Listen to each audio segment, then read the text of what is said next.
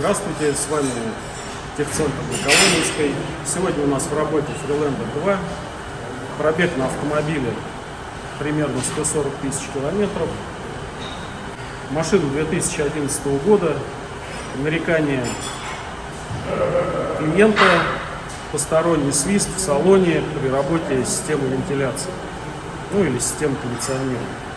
В ходе проведенной диагностики было обнаружено неисправность самого электродвигателя, а именно свист исходит от щеточного узла электродвигателя системы вентиляции, и, соответственно, потребовалась его замена.